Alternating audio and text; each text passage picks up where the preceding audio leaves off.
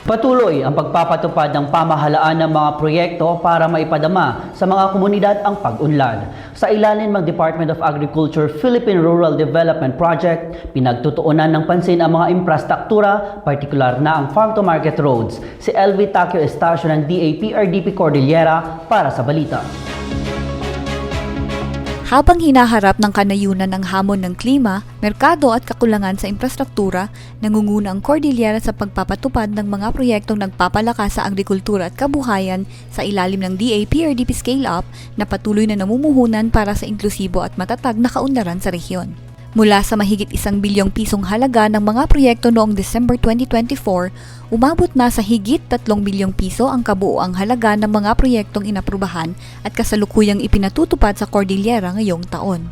Malaking bahagi ng PRDP Scale-Up investments ay nakatuon sa infrastructure development, particular sa FMRs na may tulay, irigasyon at potable water systems na direktang nagpapabuti sa araw-araw na pamumuhay ng mga komunidad.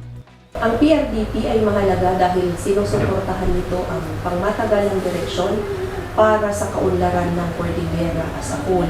Hindi lang ito tungkol sa pagpapatayo ng infrastruktura, kundi lalo na sa pagpapalakas ng kabuhayan ng ating mga komunidad, lalo na yung ating mga farmers, empowering them through strategic infrastructure and enterprise investments. Sa kabila ng hamon ng bulubunduking terrain at pabago-bagong klima sa Cordillera, tuloy-tuloy ang konstruksyon at mas pinaigting ang monitoring upang matiyak ang kalidad, kaligtasan at maayos na implementasyon ng bawat proyekto. Sa terrain natin dito sa Cordillera na bundukin and then yung past sa natin na tag-ulan. So yun yung mga nagkuan sa atin ng implementation. Yung tag-ulan, kuan ito ng mga suspensions na hindi maganda yung project site natin.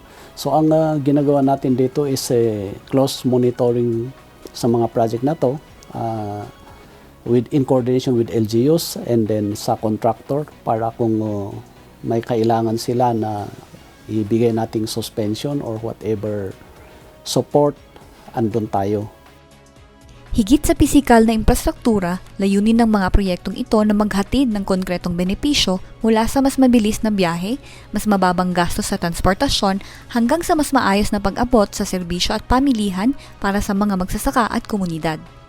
Dahil dito, napapabilis ang market access, nababawasan ang production cost and transport cost, at dahil dito, nagiging sustainable ang income ng ating mga magsasaka at mga komunidad. Ito pa rin sana yung mga nakalakip doon sa proposal na may 10 years natin operation and maintenance ng mga project na to. So, andun yung sabi nating linisin kung kailangan linisin, and then yung mga regulations na dapat i-regulate. Kung FMR, dapat walang dumaan na mga malalaking sasakyan kasi ang design natin dito is pang farm to market road, hindi yung may speed limit, may load limit. Patuloy ring isinusulong ang pagpapaunlad ng mga negosyo sa rehiyon, kabilang ang upgrading and expansion of Sagada Arabica Coffee Processing with Cupping Laboratory, gayon din ang paghahanda ng mga panukalang negosyo ng mga kooperatiba sa Apayao, Benguet at Ifugao.